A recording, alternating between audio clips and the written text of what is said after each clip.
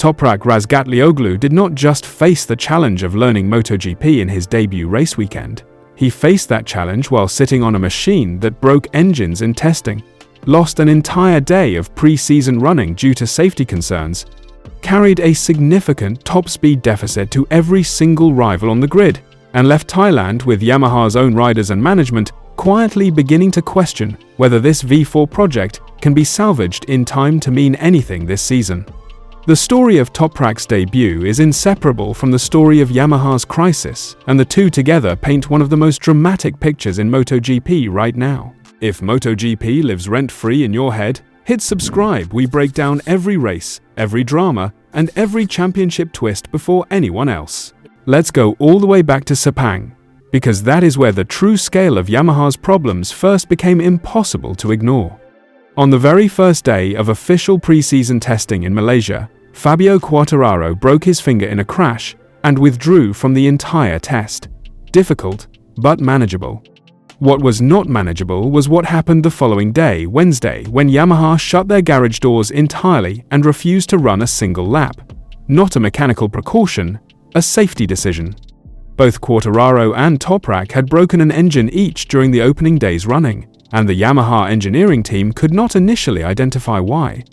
They feared, and this detail is crucial, that the undiagnosed problem could resurface at a high-speed section of the track and put their riders in genuine danger. So, they stopped completely.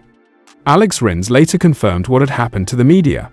They told us that Fabio and Toprak broke 2 engines, one each, and that for safety reasons they wanted to limit the risk.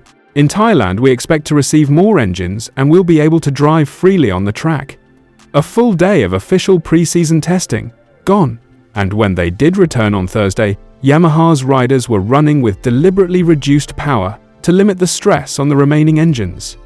A brand new V4 machine, in its first proper test of the season, running in safe mode. That was the beginning. Yamaha's motorsport director Massimo Meregalli tried to frame it in the most honest terms he could. As you can imagine, everything is new, and we don't have a lot of parts. We already knew when we arrived here that we have to manage these 2 tests, Sepang and Buriram, with the same material. We knew how many laps we could do, just because we wanted to be sure that we were able to do the next test in Buriram. And Yamaha did publicly acknowledge what was plainly visible to every analyst watching the timing screens their V4 was struggling for. Power. Not slightly, significantly. The Iwata manufacturer admitted the engine needed more power and described the current state of the project with a phrase that has echoed around the paddock ever since. Yamaha are approximately 15 years behind on V4 engine development compared to Ducati and Aprilia, who have been building and refining their V4 architecture for well over a decade. You do not close 15 years of development in one winter. Then came Buriram, and the pre-season test there, and on paper, things looked marginally better. Yamaha received fresh engines and were able to run more freely, but the fundamental problem had not gone anywhere.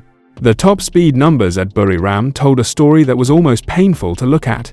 Toprak's best top speed across the 2 days was 333.3 km per hour.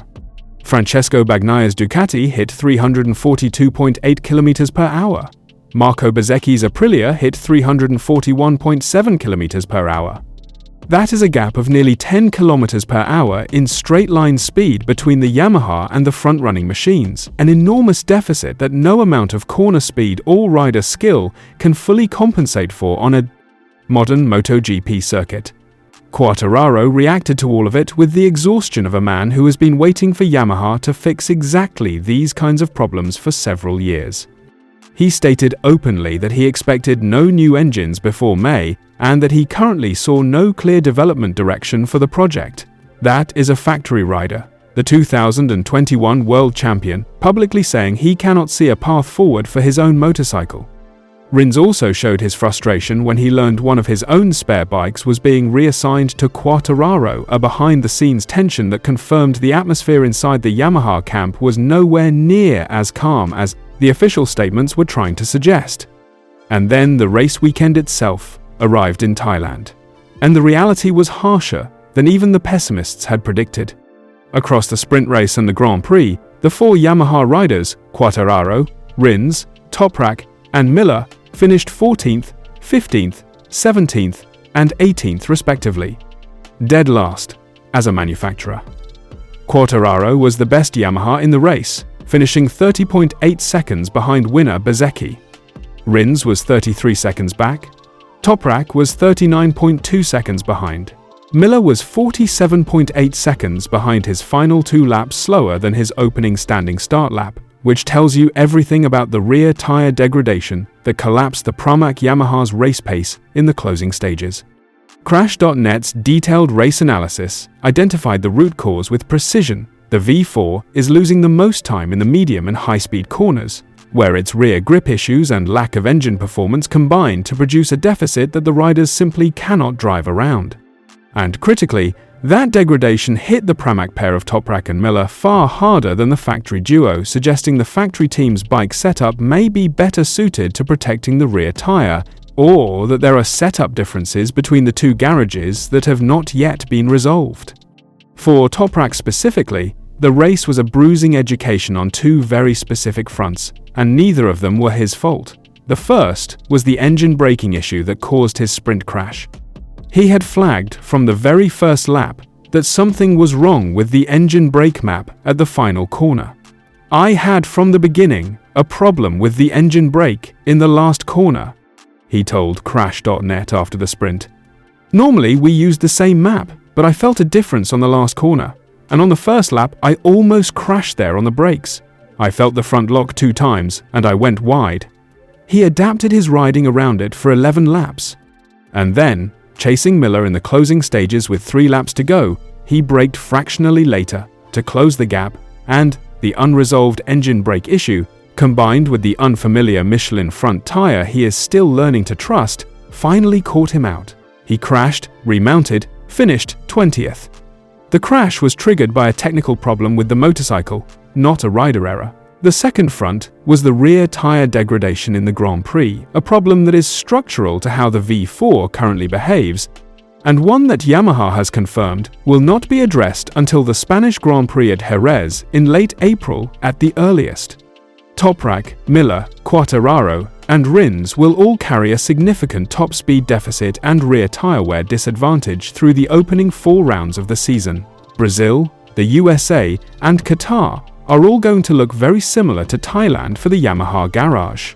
The Crash.net analysis also produced one genuinely encouraging detail buried inside the bleak numbers. Toprak was the fastest Yamaha rider on laps 2 and 8 of the sprint, and kept pace with Quartararo and Rins until lap 20 of 26 inches the Grand Prix before the rear tire degradation diverged sharply. For a man in his first MotoGP race, on the worst bike on the grid, that is a meaningful data point. And Yamaha boss Paolo Pavesio acknowledged it directly. Toprak did a good job. During the winter, he tried to adapt the bike to his style. Then he realized that he had to adapt to the bike without affecting the balance. I'm satisfied he managed to ride very close to our fastest riders, who are now his point of reference. Let's remember that everything changes when you jump from SBK to MotoGP. What do you think? Can Yamaha fix their V4 engine problems fast enough to give Toprak a fighting chance before Jerez? Is Quartararo right to be looking for a way out? Or should he stick with Yamaha and see the project through? And do you believe the 2027 Pirelli switch is genuinely the moment everything changes for Toprak and Yamaha? Drop your predictions in the comments. And if you enjoyed this breakdown, smash that like button and subscribe for more MotoGP news. I'll catch you in the next one.